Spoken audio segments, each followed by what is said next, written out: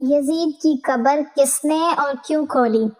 بنو عباس کے پہلے حکمران نے تخت سنبھالتے ہی اعلان کیا کہ آج یزید کی قبر کھدوائی جائے گی۔ پورا شہر یزید کی قبر پر اکٹھا ہو گیا۔ جیسے ہی یزید کی قبر کھولی گئی تو سب چیخیں مارتے ہوئے بسم اللہ الرحمن الرحیم۔ تاریخ اسلام کے کچھ نام ایسے ہیں جن کا ذکر آتے ہی دل میں سوالات بھی جاگتے ہیں، دکھ بھی اتر آتا ہے اور ذہن خود بخود فیصلہ مانگنے لگتا ہے۔ انہی ناموں میں ایک نام یزید بن معاویہ کا ہے، ایک ایسا کردار جسے تاریخ نے صرف ایک انسان کے طور پر نہیں بلکہ ایک پورے دور کی علامت بنا دیا۔ یزید وہ شخص تھا جو بنو امیہ کے اقتدار کے تسلسل میں تخت خلافت تک پہنچا، مگر اس کی زندگی، اس کے فیصلے اور اس کے دور کے واقعات آج تک امت مسلمہ میں بحث، اختلاف اور درد کی بنیاد بنے ہوئے ہیں۔ یزید کی پرورش ایک شاہانہ ماحول میں ہوئی، طاقت، سیاست اور حکومت اس کے ارد گرد ہی گھومتی رہی، مگر سوال یہ ہے کہ کیا اقتدار مل جانا انسان کو حق پر بھی لے آتا ہے، یا پھر طاقت بعض اوقات انسان کے اندر چھپی ہوئی تاریکی کو اور نمایاں کر دیتی ہے۔ تاریخ بتاتی ہے کہ یزید کا دور صرف حکومت کا دور نہیں تھا، بلکہ وہ دور تھا جہاں حق اور باطل، صبر اور ظلم، وفا اور جبر آمنے سامنے آ کھڑے ہوئے۔ اور یہی وجہ ہے کہ یزید کا نام آج بھی صرف ایک حکمران کے طور پر نہیں بلکہ ایک آزمائش کے عنوان کے طور پر لیا جاتا ہے۔ یزید بن معاویہ کی شخصیت کو سمجھنے کے لیے صرف اس کا نام یا عہدہ دیکھ لینا کافی نہیں، بلکہ اس ماحول کو دیکھنا ضروری ہے جس میں اس کی پرورش ہوئی، وہ نظریات جن کے سائے میں وہ جوان ہوا، اور وہ عادات جو رفتہ رفتہ اس کی زندگی کا حصہ بن گئیں۔ یزید ایک ایسے گھرانے میں پیدا ہوا جہاں حکومت، سیاست اور اقتدار روزمرہ کی گفتگو کا حصہ تھے، مگر ساتھ ہی اس ماحول میں دینی تربیت وہ مقام حاصل نہ کر سکی جو ایک اسلامی حکمران کے لیے لازم ہوتی ہے۔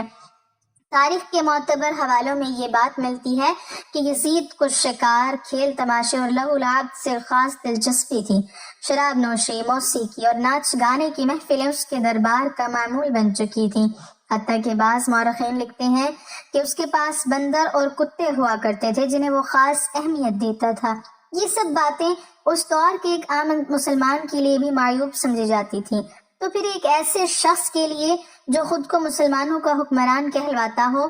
یہ طرز زندگی کئی سوالات کو جنم دیتا ہے۔ یزید کی شخصیت میں سنجیدگی، تقویٰ اور عدل کے بجائے غرور، عیش پسندی اور طاقت کا نشہ زیادہ نمایاں نظر آتا ہے، اور یہی وہ چیز تھی جو بعد میں اس کے فیصلوں کو ظلم کے راستے پر لے گئی۔ وہ مشورے کم سنتا تھا اور اپنی خواہش کو زیادہ اہمیت دیتا تھا، اور اسے اس بات کی پرواہ نہ تھی کہ اس کے فیصلوں کا اثر امت پر کیا پڑے گا۔ اس کے نزدیک حکومت ایک امانت نہیں بلکہ وراثت بن چکی تھی، اور یہی سوچ آگے چل کر ایسے واقعات کی بنیاد بنی جنہوں نے تاریخ کو لہو سے رنگ دیا۔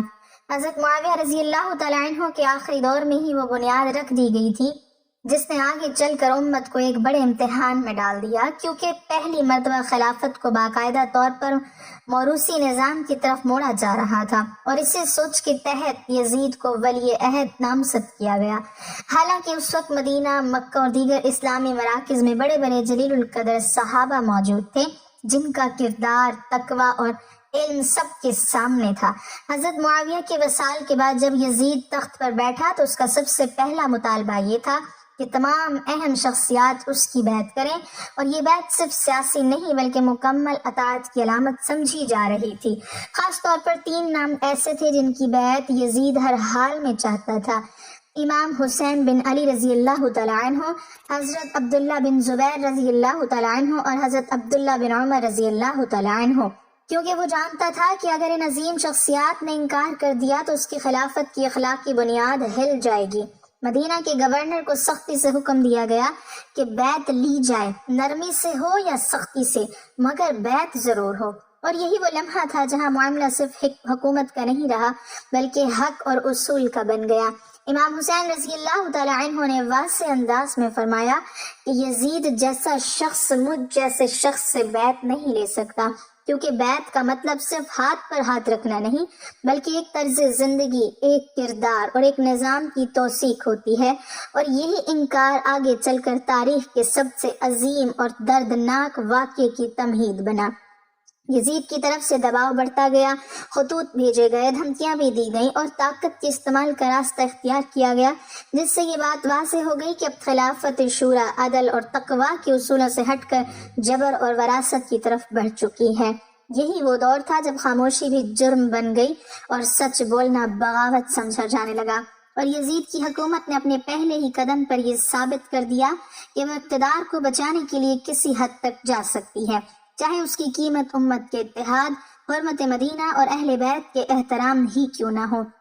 یزید کی بیعت سے انکار کے بعد جب امام حسین رضی اللہ تعالیٰ عنہ مکہ مکرمہ تشریف لے گئے تو یہ خبر آندھی کی طرح پورے عالم اسلام میں پھیل گئی کہ نواسہ رسول صلی اللہ علیہ وسلم نے جبر کے سامنے سر جھکانے سے انکار کر دیا ہے، اور یہی انکار کوفہ کے لوگوں کے دلوں میں ایک نئی امید بن کر اترا، کیونکہ کوفہ وہ شہر تھا جو پہلے ہی بنو امیہ کی پالیسیوں سے نالا تھا اور اہل بیت سے محبت کو اپنی پہچان سمجھتا تھا۔ کوفہ سے امام حسین رضی اللہ تعالیٰ عنہ کے پاس خطوط پر خطوط آنے لگے، ہزاروں خطوط جن میں ایک ہی صدا تھی کہ اے فرزند رسول، ہمارے پاس آئیے، ہم آپ کے ساتھ ہیں، ہمارا کوئی امام نہیں، ہم آپ کو اپنا رہنما ماننے کے لیے تیار ہیں۔ ان خطوط میں حمایت، وفاداری اور جان قربان کرنے کے وعدے لکھے تھے، اور یہ تعداد اتنی زیادہ تھی کہ اگر کوئی عام انسان ہوتا تو شاید وہ بھی اسے ایک مضبوط عوامی تائید سمجھ لیتا۔ امام حسین رضی اللہ تعالیٰ عنہ نے جلد بازی نہیں کی، نہ ہی جذبات میں فیصلہ کیا، بلکہ حالات کی حقیقت جانچنے کے لیے اپنے چچا زاد بھائی حضرت مسلم بن عقیل کو کوفہ بھیجا تاکہ وہ وہاں کے حالات دیکھیں، لوگوں کی نیت پرکھیں اور پھر امام کو درست رپورٹ دیں۔ شروع میں کوفہ کا منظر بڑا حوصلہ افزا تھا، ہزاروں لوگ حضرت مسلم کے ہاتھ پر بیعت کرنے لگے، گھروں میں چھپ کر ملاقاتیں ہوئیں، امیدیں جاگ اٹھیں، اور یوں محسوس ہونے لگا جیسے حق کی آواز کو واقعی ایک شہر کی پشت پناہی حاصل ہو گئی ہے۔ مگر یہی وہ مقام تھا جہاں یزید کی سیاست نے اپنا اصل چہرہ دکھایا۔ جیسے ہی اسے کوفہ کی صورتحال کا اندازہ ہوا، اس نے نعمان بن بشیر کو ہٹا کر عبید اللہ بن زیاد جیسے سخت دل اور چالاک حکمران کو کوفہ کا گورنر مقرر کر دیا، جس نے آتے ہی خوف، دھمکی اور لالچ کا جال بچھا دیا۔ وہی لوگ جو کل تک مسلم بن عقیل کے ساتھ کھڑے تھے، آج جان، مال اور خاندان کے خوف سے گھروں میں چھپنے لگے، مسجدیں خالی ہو گئی، وعدے خاموشی میں بدل گئے، بیعت کرنے والے ایک ایک کر کے ساتھ چھوڑتے گئے، یہاں تک کہ وہ وقت بھی آیا جب حضرت مسلم تنہا رہ گئے، اور کوفہ جس نے وفاداری کے دعوے کیے تھے اس نے حق کو تنہا چھوڑ دیا۔ یہی وہ لمحہ تھا جہاں تاریخ نے ثابت کر دیا کہ خطوط لکھنا آسان ہوتا ہے مگر حق کے ساتھ کھڑا ہونا قربانی مانگتا ہے، اور کوفہ اس قربانی کے امتحان میں بری طرح ناکام ہو چکا تھا۔ یزید بن معاویہ کی زندگی کا اگر غیر جانبدارانہ مطالعہ کیا جائے تو ایک بات بار بار سامنے آتی ہے کہ وہ اقتدار کو ذمہ داری نہیں بلکہ عیاشی کا ذریعہ سمجھتا تھا۔ مورخین لکھتے ہیں کہ یزید کا زیادہ وقت شراب نوشی، موسیقی کی محفلوں، شکار اور کھیل تماشوں میں گزرتا تھا، یہاں تک کہ نماز، روزہ اور دیگر بنیادی دینی احکامات اس کی زندگی میں کوئی خاص اہمیت نہیں رکھتے تھے۔ اس کے دربار میں گانے والیاں، سازندے اور شراب کے دور عام تھے، اور وہ کھلے عام ان محفلوں میں شرکت کرتا، جس پر اس دور کے کئی اہل علم اور صحابہ کے شاگردوں نے شدید ناراضی کا اظہار کیا۔ یزید نہ صرف خود ان کاموں میں مبتلا تھا بلکہ اس نے اپنی اس روش کو کبھی چھپانے کی کوشش بھی نہیں کی، بلکہ بعض اشعار میں وہ خود اقرار کرتا ہے کہ اسے شراب، شکار اور دنیاوی لذتیں محبوب ہیں۔ اقتدار کے نشے نے اسے اس حد تک اندھا کر دیا تھا کہ وہ دین کی حرمتوں، بزرگوں کے مقام اور عوام کے جذبات سب کو رونتا چلا گیا، اور خلافت اس کے نزدیک صرف حکومت نہیں بلکہ مطلق اختیار بن چکی تھی۔ یزید کے دور میں ظلم صرف ایک کربلا تک محدود نہیں رہا بلکہ اس کے بعد بھی اس نے ایسے فیصلے کیے جنہوں نے اس کی حکومت کو سیاہ ترین ادوار میں لا کھڑا کیا۔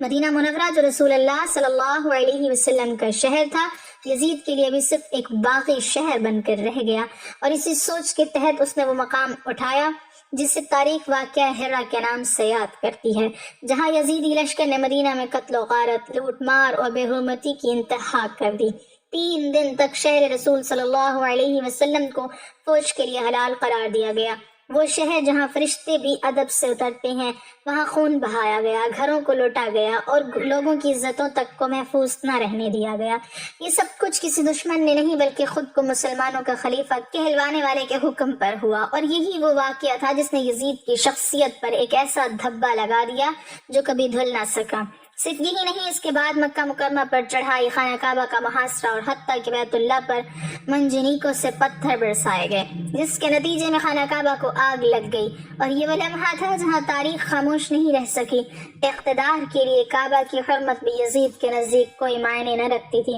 اس کے لیے سب سے اہم چیز صرف یہ تھی کہ اس کی حکومت قائم رہے، چاہے اس کے لیے مدینہ پامال ہو، کعبہ زخمی ہو اور امت ٹوٹ جائے۔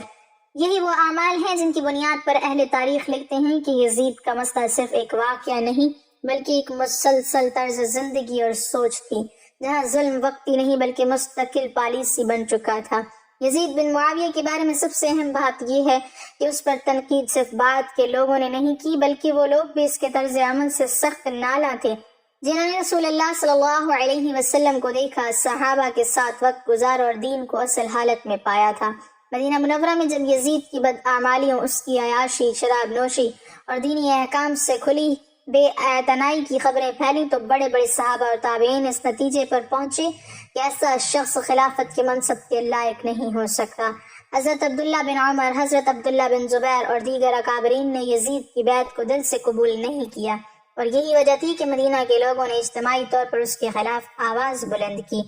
تابعین اور اہل علم نے کھل کر یہ کہا کہ یزید کا طرز حکومت اسلامی اصولوں سے مطابقت نہیں رکھتا،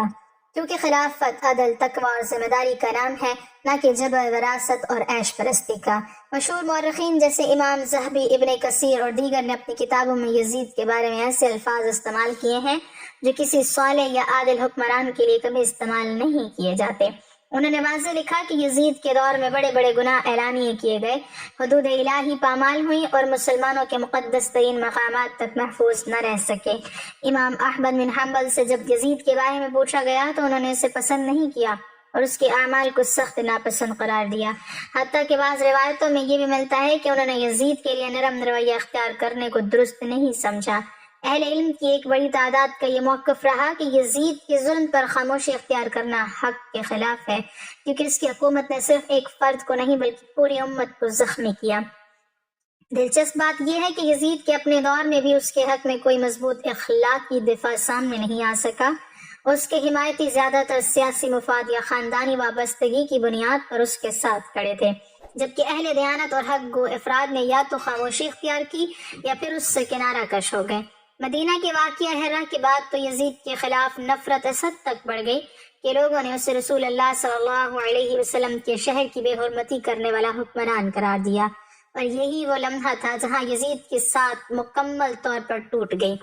تاریخ نے یہ بھی محفوظ رکھا ہے کہ اس کے بعد یزید کی حکومت صرف تلوار کے زور پر چل رہی تھی، دلوں میں اس کے لیے نہ عزت تھی نہ قبولیت۔ یہ سب آراء ہمیں ایک ہی نتیجے کی طرف لے جاتی ہے کہ یزید کا معاملہ کسی ایک اخلاقی واقعے تک محدود نہیں، بلکہ اس کی پوری زندگی، اس کا کردار، اس کی حکومت اور اس کے فیصلے ایک ایسے حکمران کی تصویر پیش کرتے ہیں جو اقتدار کے نشے میں دین کی روح سے بہت دور جا چکا تھا۔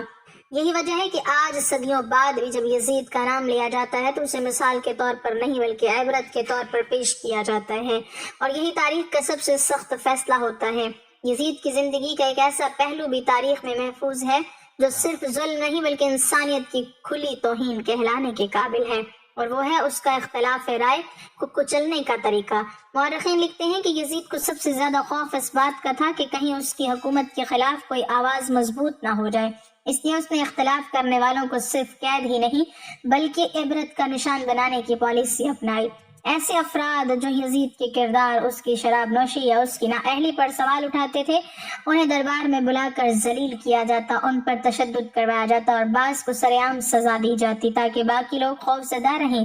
یہ وہی دور تھا جب سچ بولنا جرم بن گیا اور خاموشی زندگی کی ضمانت بن گئی۔ ایک روایت کے مطابق یزید کے دربار میں بعض بزرگ صحابہ کے شاگرد اور اہل علم لائے گئے جنہوں نے اس کے طرز حکومت پر اعتراض کیا تھا، مگر یزید نے دلیل یا مکالمے کے بجائے طاقت کا استعمال کیا۔ اس نے نہ ان کے علم کا احترام کیا، نہ عمر کا، نہ نسبت کا، بلکہ انہیں قید و بند میں ڈال دیا گیا اور بعض کو ایسی سزائیں دی گئیں جنہیں مورخین نے دہشت پھیلانے والی مثالیں کہا ہے۔ اس کا مقصد انصاف نہیں بلکہ خوف تھا، تاکہ کوئی یہ جرأت نہ کر سکے کہ خلیفہ کے کردار پر سوال اٹھائے۔ یزید کے نزدیک حکومت بچانا اتنا اہم تھا کہ وہ اس کے لیے ضمیر، شریعت اور انسانیت سب قربان کرنے پر تیار تھا۔ یزید کا ظلم صرف مردوں تک محدود نہیں تھا، بلکہ اس کے حکم سے عورتوں اور بچوں کو بھی دباؤ، قید اور ذلت کا سامنا کرنا پڑا، اور یہ وہ پہلو ہے جو کسی بھی حکمران کے لیے سب سے زیادہ شرمناک سمجھا جاتا ہے۔ مورخین لکھتے ہیں کہ جن خاندانوں پر یزید کو ذرا سا بھی شک ہوتا، ان کی نگرانی کی جاتی، ان کے مردوں کو الگ کیا جاتا اور باقی گھر والوں کو خوف میں رکھا جاتا تاکہ کوئی بغاوت جنم نہ لے۔ یہ طرز عمل کسی عادل حکمران کا نہیں بلکہ ایک ایسے شخص کا ہوتا ہے جو اقتدار کے نشے میں اپنے ہی لوگوں کو دشمن سمجھنے لگے۔ یہی وجہ ہے کہ یزید کا دور سکون کا نہیں بلکہ خوف کا دور کہلایا، جہاں لوگ دن کو ہنستے تھے اور رات کو سہم کر سوتے تھے۔ یہ سب واقعات اس حقیقت کی طرف اشارہ کرتے ہیں کہ یزید کا مسئلہ صرف چند بڑے واقعات تک محدود نہیں تھا، بلکہ اس کی پوری زندگی ایک مسلسل ظلم کی کہانی تھی، جہاں طاقت کے نشے نے اسے اس حد تک اندھا کر دیا کہ وہ خود کو جواب دہ سمجھنا ہی بھول گیا۔ یہی اندھی طاقت آگے چل کر اسے اس موڑ پر لے گئی جہاں اب تاریخ صرف اس کے اعمال نہیں بلکہ اس کے انجام پر بھی نظر ڈالنے والی ہے۔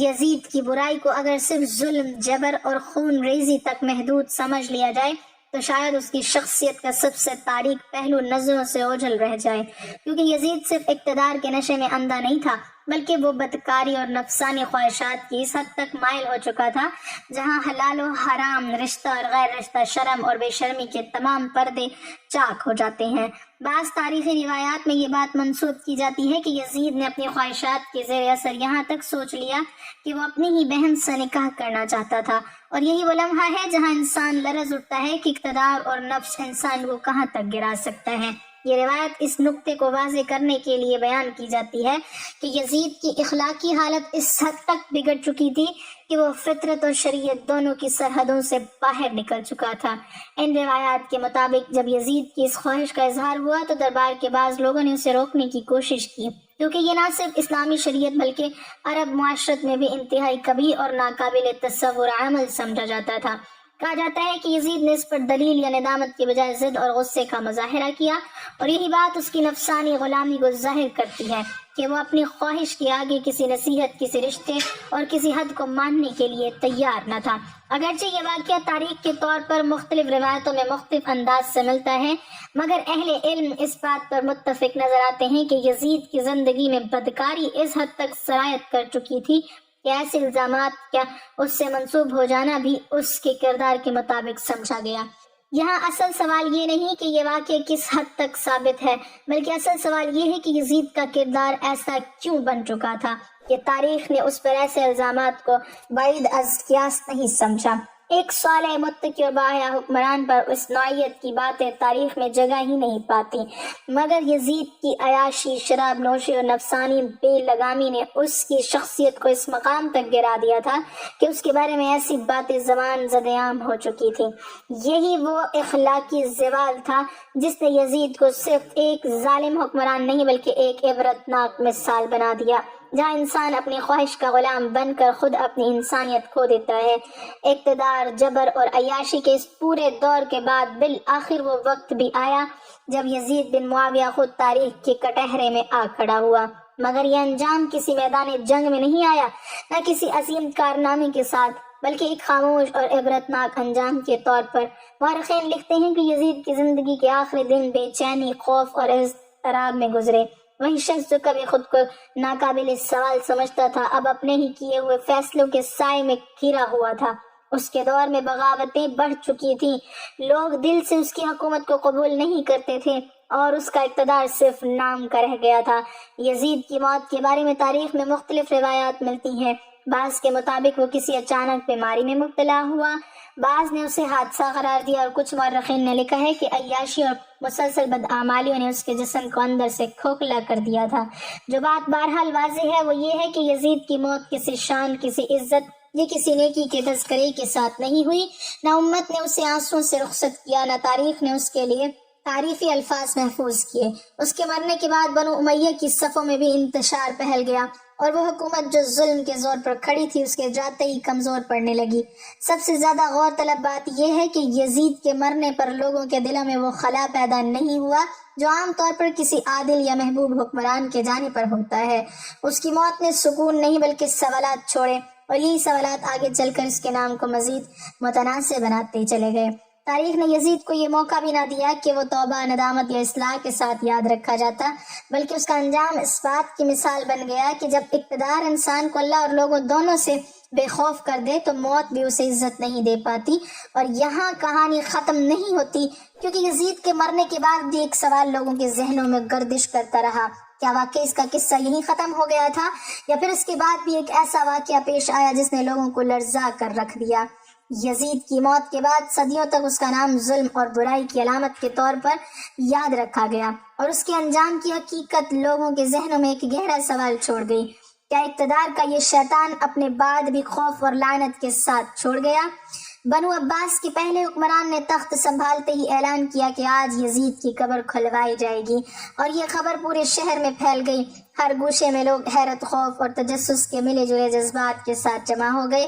پورا شہر یزید کی قبر کے گرد اکٹھا ہو گیا۔ لوگ اپنی آنکھوں سے وہ منظر دیکھنا چاہتے تھے جس کے بارے میں صدیوں تک داستانیں سنائی جاتی رہی تھیں۔ جیسے ہی قبر کھولے گی سب چیخیں مارنے لگے، آنکھیں کھلی کی کھلی رہ گئیں، کیونکہ وہ منظر سامنے آیا وہ کسی کے بھی تصور سے بالاتر تھا۔ قبر سے اٹھتی بدبو اور انسانی لاش کی حالت جس نے ہر شخص کے دل کو لرزا دے دیا۔ یہ دیکھ کر ہر آنکھ سے آنسو جاری ہو گئے۔ یزید کی باقیات میں وہ تمام آثار تھے جو اس کی زندگی کے اعمال کی عکاسی کرتے تھے: ظلم، عیش، فساد اور بدکاری کے نشانات، ایک شخص کے اندر چھپی ہوئی تاریکی کی مکمل تصویر۔ لوگ خوف، نفرت اور حیرت کے مرکب جذبات کے ساتھ ایک دوسرے کو دیکھ رہے تھے، اور سب جان گئی کہ تاریخ نے اسے صرف عبرت کے لیے زندہ رکھا تھا، اور اب اس کے بعد یہ سبق زندہ ہو گیا کہ اقتدار کا نشہ انسان کو کہاں تک لے جا سکتا ہے۔ یہ منظر پورے شہر کے دلوں پر چھا گیا۔ لوگ سر جھکائے، کانپتے اور خاموشی اختیار کیے بغیر نہیں رہ سکے۔ بنو عباس کے حکمران نے واضح کر دیا کہ یہ نہ صرف سزا بلکہ ایک علامت ہے، تاکہ آنے والی نسلیں یاد رکھیں کہ ظلم، ناانصافی اور اخلاقی زوال کا انجام کیا ہوتا ہے۔ یزید کی قبر کھول کر سب نے دیکھا کہ طاقت، دولت اور حکومت کی تمام شان وقتی ہوتی ہے، مگر اعمال کے آثار صدیوں تک باقی رہتے ہیں، اور یہی وہ سبق ہے جو تاریخ نے سب کے لیے چھوڑا۔ آخر میں پورے شہر میں ایک گہرا سکوت چھا گیا۔ ہر شخص اپنے دل میں یہ سوچ رہا تھا: اقتدار کا مزہ عارضی ہوتا ہے، لیکن ظلم کی بدبو اور اثر ہمیشہ قائم رہتا ہے۔ یزید کی قبر کھل جانے کے بعد لوگوں نے نہ صرف اس کے مظالم کو دیکھا بلکہ اپنے اندر ایک سبق بھی محسوس کیا کہ عدل، تقوی اور انسانیت ہی وہ معیار ہیں جو حکمران کے لیے لازمی ہے، اور ان سے ہٹنے والا انجام کی سزا سے بچ نہیں سکتا۔